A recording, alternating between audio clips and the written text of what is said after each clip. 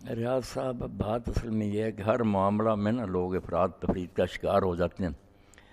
تقلید کے بارے میں یہ بات تو واضح ہے کہ تقلید کے بغیر دنیا کا کارخانہ چل نہیں سکتا۔ ایک لفظ جو ہے نا اس سے چڑ ہو گئی لوگوں کو، ورنہ سیدھی سی بات ہے کہ سارے لوگ ہر فن کے ماہر نہیں ہو سکتے۔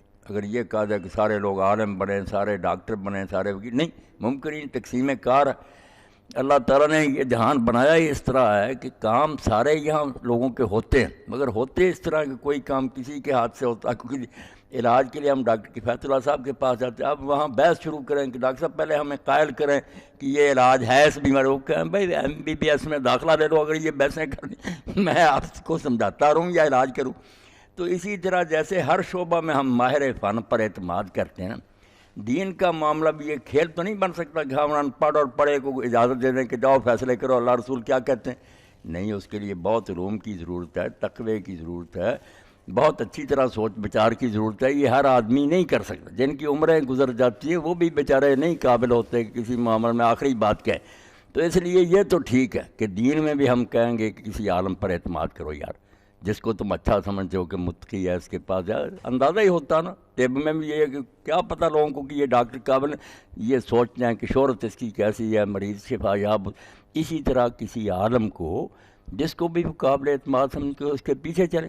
اب یہ بری ہو گئے، اس کو کہہ دیں کہ ہم بھئی آپ سے اللہ کا دین سیکھنا چاہتے ہیں، یہ اس کا کام ہے کہ اگر وہ اللہ سے ڈرتا تو اللہ کا دین بتائے پوری تحقیق کے بعد، ورنہ کہہ دے مجھ سے بڑا کوئی عالم ہے اس کے پاس چلے جائے۔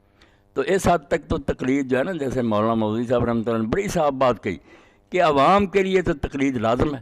ان کو اگر عوام کو ہم چھٹی دے دیں خود ہی تحقیق کریں، بیچاروں کو کیا پتہ تحقیق کیا ہوتی ہے، اگر اس قابل ہوتے تو آپ سے پوچھنے کو کیوں آتے، تو کسی کے پیچھے وہ چلیں گے۔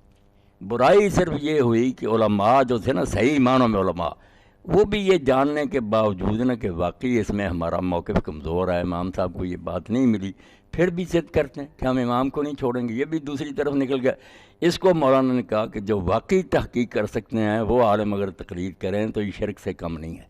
یہ بت بنا لیا انہوں نے عوام کو۔ دونوں باتیں اپنی جگہ بالکل نہ متوازن کہہ دیں کہ عوام تو کسی عالم پر اعتماد کریں، عالم پوری طرح تحقیق کریں۔ جو آپ نے بات کہی نا، اصل میں یہ لوگ، اب یہ کتاب شائع ہوئی، میں نے اس پر خطبہ بھی دیا تھا کہ یہ حنفی حضرات جو ہیں لکھتے ہیں کہ اگر کوئی حنفی شافعی ہو جائے تو اس کو تعزیر لگائی جائے۔ در مختار و شامی کا حوالہ دیا، میں نے پھر شامی میں سے سارا پڑھ کر سنایا کہ ہم کسی تعصب میں مبتلا نہیں ہیں، سارے امام جو ہیں ہماری نظر میں محترم ہیں۔ یہ مسئلہ ٹھیک ہے، بعض لوگوں نے ایسے لکھ دیا، مسئلہ یہ ہے کہ حنفی شافعی ہو جائے یا شافعی حنفی ہو جائے، سب کے لیے یکساں ہے کہ اس کو تعزیر لگاؤ۔ اگر ان پڑھ آدمی صرف اپنی خواہشات کی خاطر کہ ادھر یہ مسئلہ الو سیدھا ہوتا پھرتا رہے نا، اس کو کوڑے مارو۔ عالموں کی بات نہیں، عالم انہوں نے کہا اگر کوئی تحقیق کرتا ہے وہ ہو جاتا ہے دوسرے مسئلے کا، کوئی بات نہیں۔ عوام اگر یہ مذاق بنا رہے ہیں کہ ادھر امام شافعی نے کہا کہ اس سے وضو نہیں ٹوٹتا، ادھر ابو حنیفہ نے کہا اس سے نہیں ٹوٹتا، تو ایسے مسئلے اکٹھے کر لے کہ اس کا وضو ٹوٹے گا ہی نہیں، کوئی نہ کوئی بہانہ نکل کے آئے گا۔